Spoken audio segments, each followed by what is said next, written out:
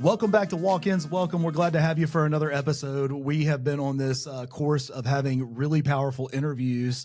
Michael, it's been good, but as always, our mission is to help you get more clients, deliver better care, get repeat visits, and scale up. AI has been a hot button on for 24. I think it's going to be even more so in 2025. And we have two guests on the show from XDion. I want you to lay it up. This is going to be a good podcast interview. Yeah, absolutely. So we have Thomas Kemp and Mark McKenzie here with XDion Health. XDion Health is like a revenue cycle improvement company. So they have multiple products to help encourage revenue cycle improvements and just making things better. Because we know at the end of the day, if you don't have proper revenue coming in, your business starts to suffer. But anyway, so Thomas Kemp here, he is the president and head of healthcare at XDion Health. And he's kind of funny. His background's got a molecular biology degree and an MBA in marketing. So it's like it's a fun mix there, which I thought was really cool. So cool background, lots of years in the healthcare space. And then Mark McKenzie, he is the VP of business development there. And he's been in the healthcare space for 20 years. He started out in tech and he slowly migrated the business. And so now we have products. I think it's a reflection of that mindset. So welcome aboard, guys. Glad to have you on. Hey, say hello. Say hello to the Walk-Ins Welcome audience and tell us, we'll start with you, Thomas. Tell us one thing about you that nobody else knows. One thing that nobody else knows. I grew up outside the United States, so feel free to ask me questions in French, Arabic, or Mandarin. How about that? Okay. All right. Now that's how you tell the whole audience I'm smarter than you. Without telling them that I'm smarter than you. That's how you do it. I know things. I love it, man. Mark, tell us one thing about you that nobody else knows. A little similar. I've been to 35 countries in my tenure, so that's kind of been fun from a work aspect. You guys are seasoned professionals. So I've got a lot of questions here, but I really want to spend some time focused on AI, and I want you to talk about ProMax AI. But I'm going to ask a question that I wasn't prepared to ask, but I want to ask it anyway because I bet you guys run into this. What is one thing that people think is true about AI that isn't actually true? Make you think on this one. I'll take that one. Yeah. How about that? Do it. So, in fact, this is something that comes up frequently is we'll get healthcare organizations saying, are our providers going to have to talk to your AI? A little intimidated, right? Are they going to talk to the AI and have to interact with it? In our case, the answer is no. That there may be a chat or something like that with one of our products, but as far as are they communicating, sharing healthcare information, anything like that, no. I love it. Thank you for clarifying that because it's one thing for me to say that, but it's something entirely different for you to bring that to the table. So let me lay this up properly. So ProMax AI, I know it's a game changer tool. It's specifically around medical coding and reimbursement. Tell us what it is. Give us a 20,000 foot picture of that product. Yeah, so ProMax AI is really our provider engagement tool. So,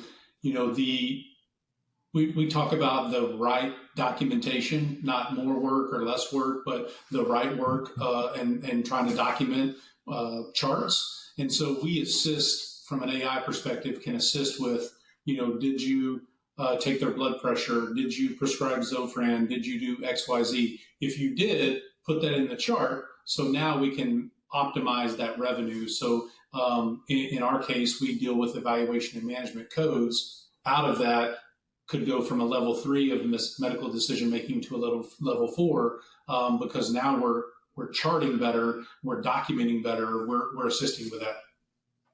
Well, how is the AI incorporated into this? Is it scraping this information and formulating it in such a way that allows you to identify these upgrades and statuses? Yeah, so I think on the front end of what we do, really think of XDion as a layer between your EMR system and your revenue cycle. Now, we're a full end-to-end RCM company and can take you all the way to payment posting, but we're able to fill gaps in urgent care businesses where they may not want to uproot their RCM today. So we can help on the front end of coding, getting that information kind of synthesized through our tool, providing information to the providers that will educate them on maybe some better documentation, and then on the back end, being able to report on that. So out of all of those items, ProMax has been really kind of to your point, a game changer from a perspective of being able to engage with that provider that a lot of groups just can't and don't do. Think about it this way. In the past, a lot of these functions were done by people, right, in healthcare. And what we are doing at Exion with AI is replacing, bodies or offshoring with AI. It's just more efficient than having, a bunch of people. This is all functions that used to be done by people. We're just applying technology to those functions and simplifying and making it faster and more accurate. Yeah, and removing administrative burden on the provider so they can get back to, patient care. Yeah, I think that's one of the biggest things that we're finding AI in healthcare is allowing the doctor, the provider, to be a doctor again and not just be a paper check boxer, right? And trying to check every box they have to check. Because the medical coding space, like my mother-in-law is a medical coder. And so like I hear lots of conversation, and it's like just, that sounds boring. It sounds like boring stuff they have to do every single day, and but they know the stuff, but at the end they're a human and they're trying to connect all the dots. They're going to miss things, or they're going to miscode something, and then all of a sudden it goes down this long path of an upset patient. Like there's so many impacts that can happen here, and then just from simple mistakes that people just didn't think about. But yeah, I think that's one of the biggest things. We went to a symposium earlier this year, and I had a big AI session. And we're learning that in the healthcare space is healthcare is 10 years behind when it comes to technology. They're very slow to adopt. And so when they brought up AI, they said, who in here has used Chat GPT? And we're like, I think two hands went up, and one of us was ours. Yeah. I'm like, what are you talking about? There were like 150, 200 people there. And, we're the two hands that went up. Like, we use Chat GPT every day. And then basically no one raised their hand. They all said, well, our IT people said, don't do it, and they blocked it. So that symposium really focused on front-end AI, right? So they were in there with the patient. They were ambient AI. They were all of these items, while the patient was there. We're post-AI, if you think of it in that context. So, when hands were raised, from what I heard from that, so I wasn't there the last day, but what I heard was, do you have anything for billing and coding? And those hands went up across the tables when the last AI kind of portion was talked about. Yeah. So so we rose. We were the two raising our hands, saying, "We got." That's right. I looked around and I only saw. Gosh, there was hundreds of people there, and I saw a handful. Like you could count on both hands how many hands went up, and there was not a lot. And then the next hand that went up was, how do you log into Chat GPT? Yeah, that was funny. Like, where do I go? www. But it's funny that you mentioned the back end. So you have the marketing aspect of how AI is being incorporated, and then you have the almost the bedside manner of AI. We saw that with Scribe and stuff like that at the symposium that we both attended. And then y'all are on the back end of that, getting people. So I want to talk about this kind of trifecta that you see in a unique value proposition from you guys, and tell us how this works. All right. You can either make more money or save money. You can help people with convenience, or you can help people with speed. And how is ProMax AI answering those questions? Like, why should I adopt this into my clinic? Yeah, so if you look at where provider engagement is important, as I mentioned a second ago, was talking about, hey, you may have missed some items in that visit. So based on thousands and thousands and hundreds of thousands of data points that we have for CPT code and diagnosis code, did you do X, Y, and Z? So we can make sure that goes in the chart, because if it didn't go in the chart, it didn't happen, right? So out of that, if we can impart that wisdom with the provider via this tool, then they're going to see a lot better throughput. It's going to be much quicker, so they're not spending as much time having to go and chart. We're calling those items out to where they can just go in and add them in their EMR versus having to scroll through the whole chart to find, did they do it or not, because we're calling those things out. So a little bit quicker time to, and we call it in this market payment velocity. So if we can get that done quickly and to the revenue cycle before it goes to the clearinghouse and they've got a clean claim. So ultimately we're reducing denials and rejections. And the benefit there is the average rework, and this is documented for urgent care, primary care, internal med, to rework a claim is $22. You're not getting paid anymore if you do the work. You're getting paid what you originally would. So let's get that out on the front end and reduce those denials. So you're going to see some soft cost benefit there too. Yeah, because at the end of the day, we recognize that in urgent care space specifically, the margins are getting tighter and tighter and tighter Yeah, because they're squeezing. Yeah.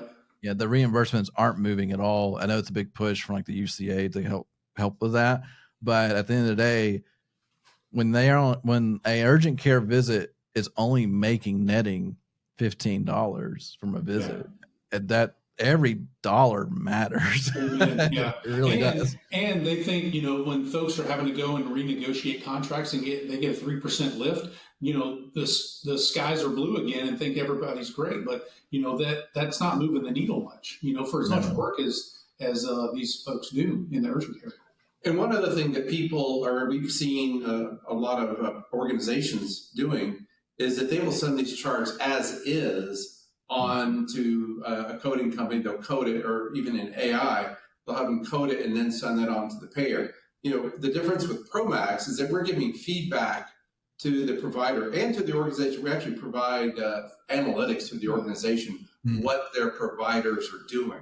Yeah. For that reason you just mentioned, if they're trying to move the needle on that margin, move it up, well, they need to see what providers are doing. If they can improve documentation, and we're giving them the data, and we can help them educate those providers to be more complete with documentation, or ask questions, or do, to increase the potential reimbursement for that visit. Because that's really what we're doing is, the visit is the visit. But if there are some, subtleties, things that they can do to improve the reimbursement for that visit, that's what our AI is able to capture and give feedback to the providers and to the organization globally, what they could do better. That feedback loop is super important, because we have a client that we've talked to before where he's on the business side. He's still a doctor, but he runs his urgent care, and he had situations where he would pull up a chart from a visit, and he's like, you say that this person had this issue, but you didn't run this test. Why didn't you run the test? And I'm like, well, I just didn't think, we have an on-site lab. You could have gotten the test back in like 10 minutes. Why didn't you just keep them for the test? Yeah. And what's his number?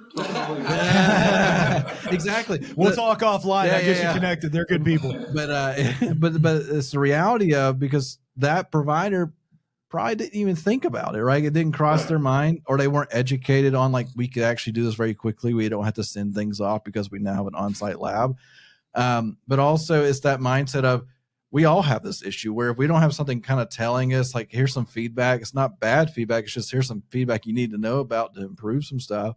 And then honestly, I mean, I don't know if this has happened yet for you guys, you may be able to catch some fraud situations where a provider is manipulating things, and yet they don't know about it until they see it later. No, that's a good point. So this is probably a good segue that, kind of our three pillars is minimizing and reducing denials and rejections, optimizing revenue, but maintaining compliance, right? So to your point about fraud, we want to have a defendable position. If we're doing the coding for this group and we've got the right documentation, we're completely comfortable, defending that.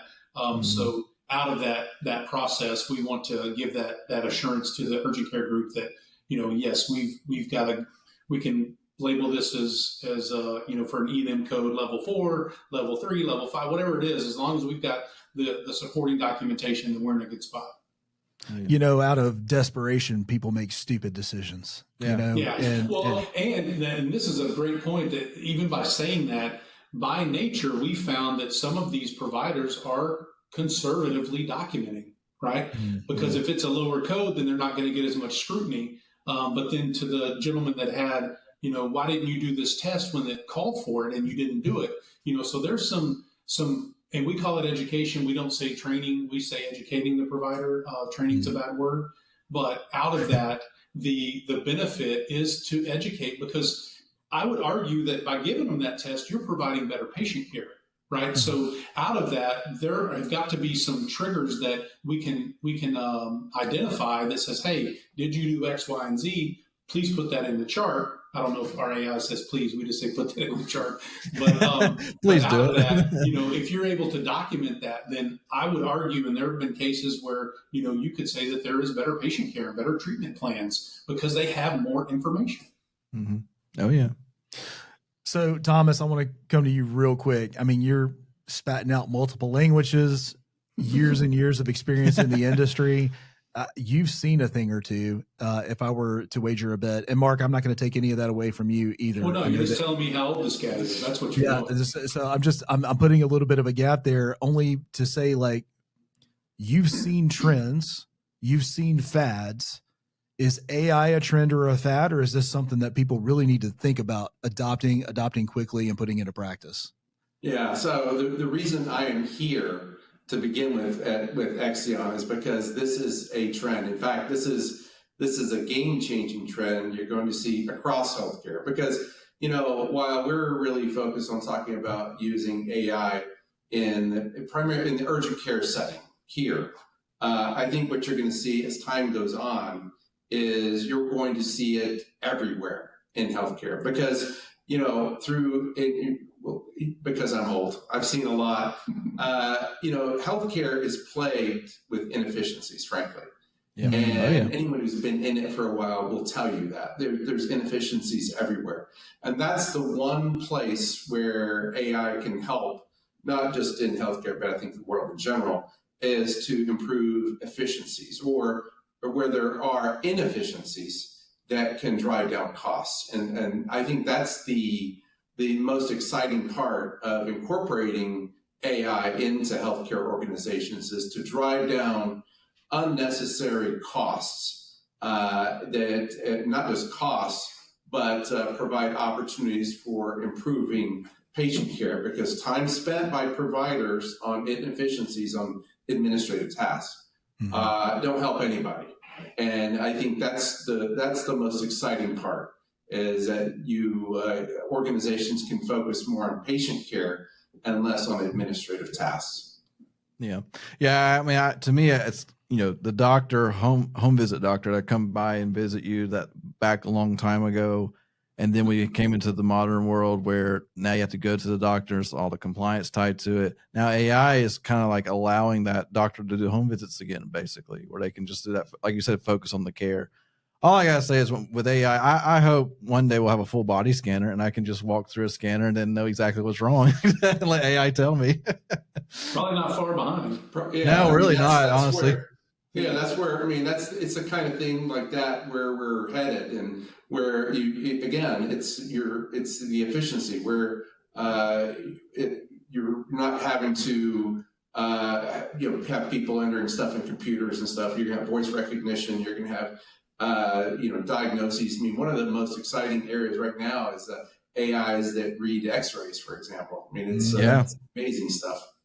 Yeah, I even saw, like, on the mammogram thing, AI now involved, where it's detecting things that a human eye couldn't recognize at all. So it's just amazing. Yeah. And I was in that business. I was in women's imaging for a number of years on the development side, corporate development, and that was 2016 to 2020, and it was just getting on the cusp of, they did 3D tomography.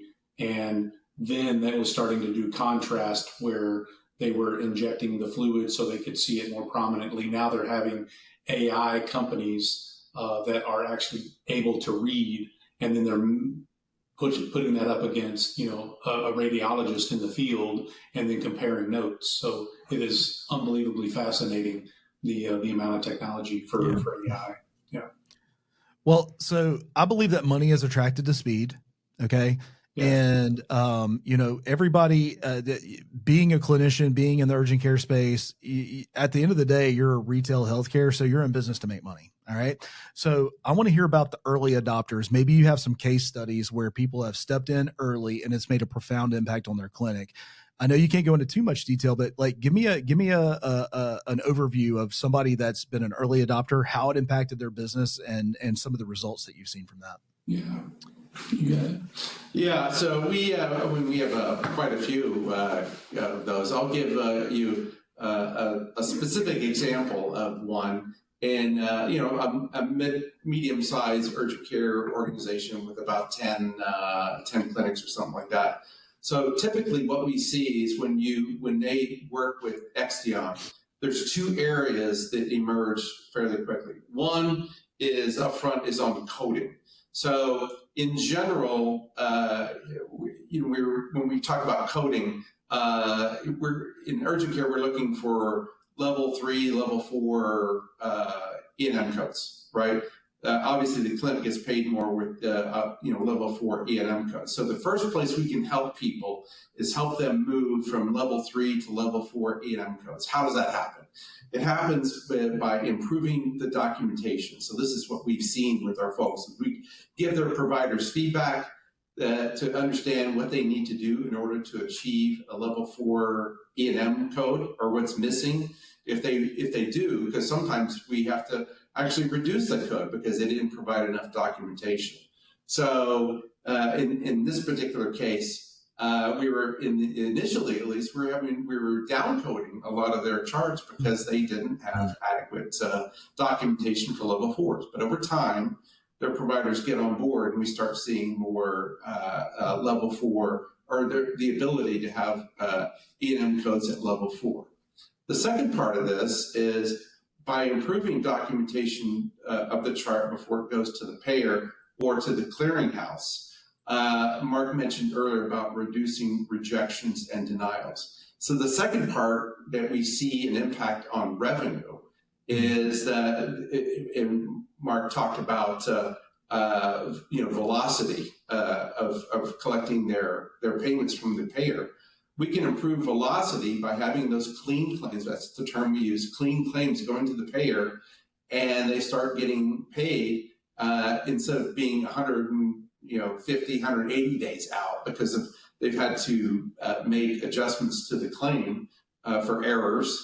Now we get clean claims, and so instead of that claim coming in 190 to 150 days, we can get it within 60 days. And so not only are they getting paid faster and frequently getting paid more. Yeah. So this is actually a very typical sort of a use case that we see, where we see two phases of impact on their revenue. One, on the initial coding, right? So that's up front, and then 2, on the velocity, the time it takes for them to get paid. And just let me add to that, if you would.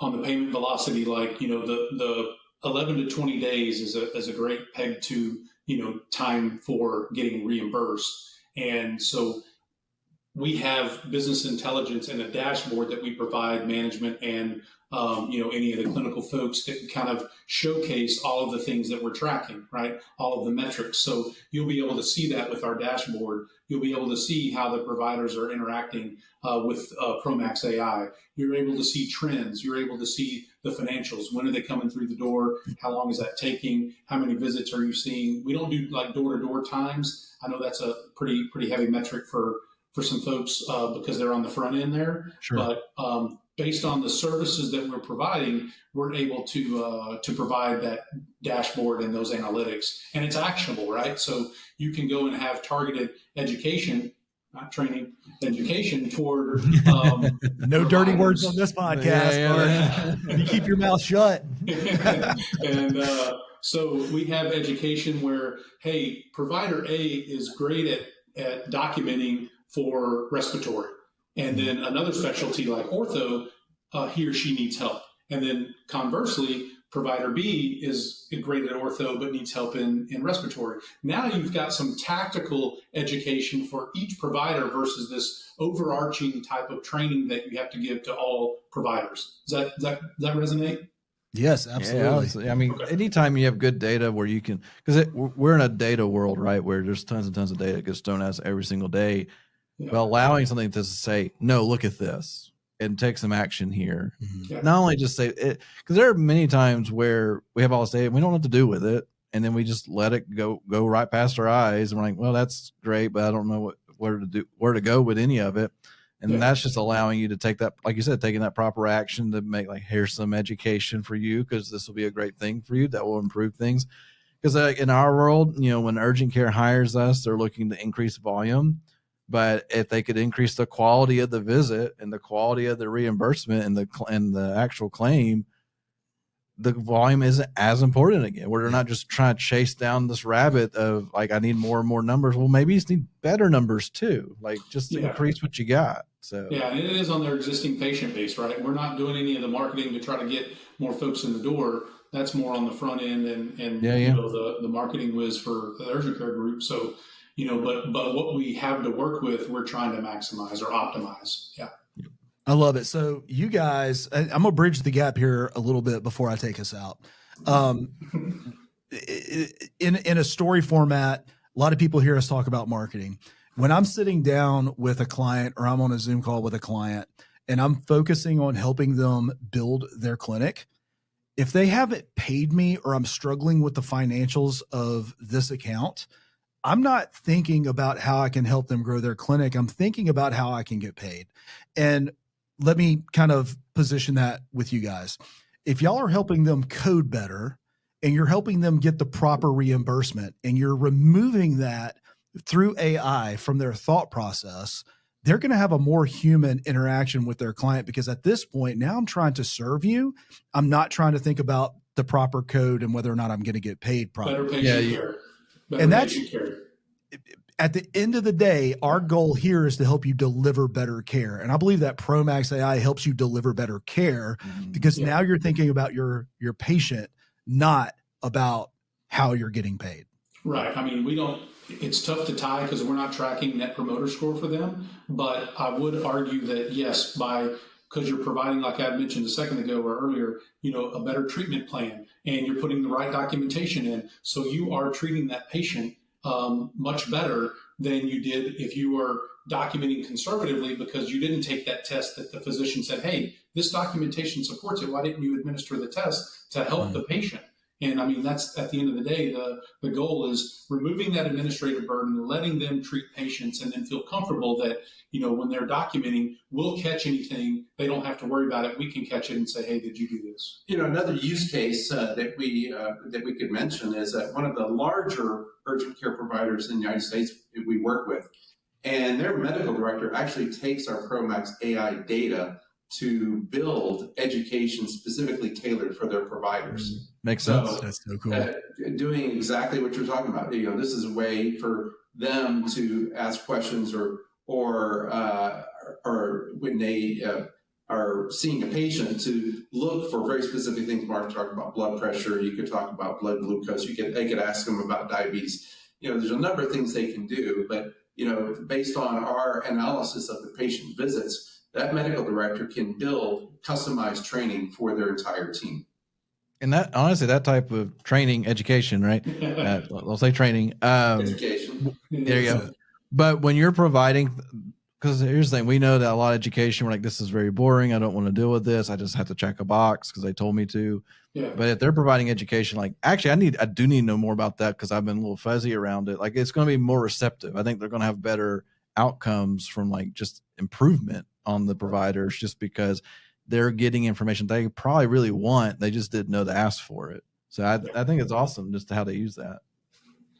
All right. So I want to pose this question to either one of you or both of you, if you have an opinion about it.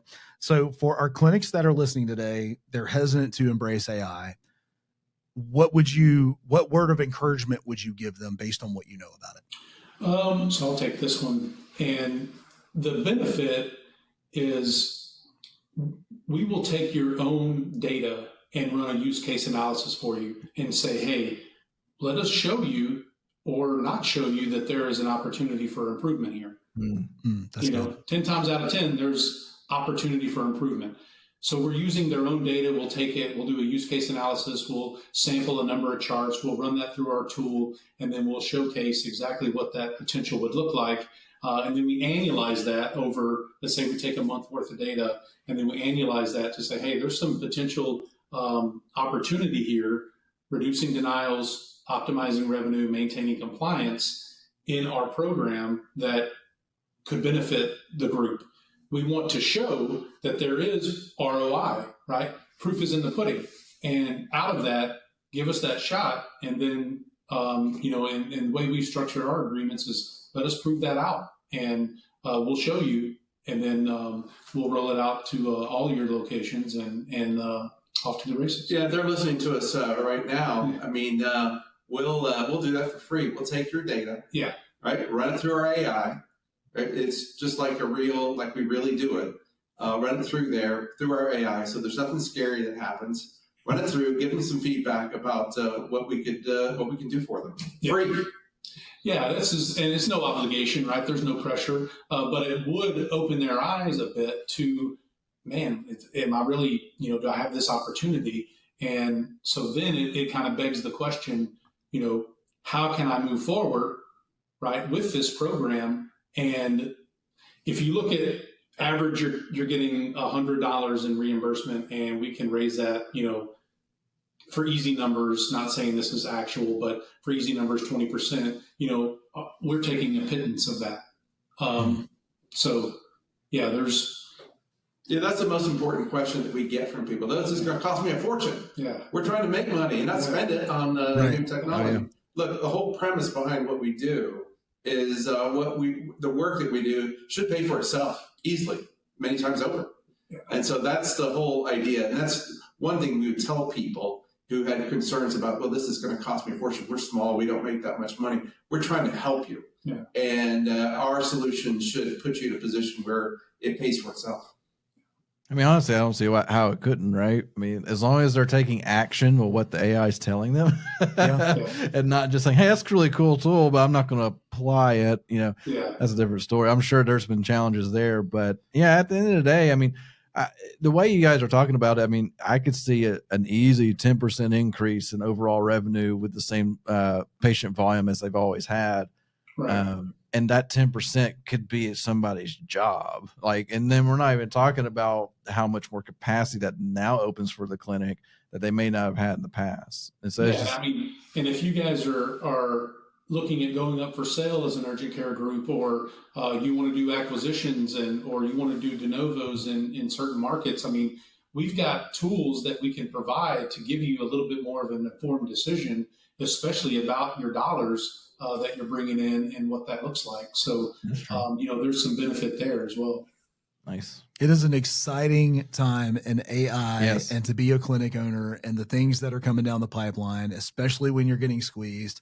Thomas and Mark have made an offer to the Walk-Ins Welcome audience. We're going to leave a link in the show notes for them to be able to connect with you, but let's go ahead and say, what's the best way for them to connect with you to get this free analysis of their data and coding? I would just say XDion Health, EXDIONHEALTH.com.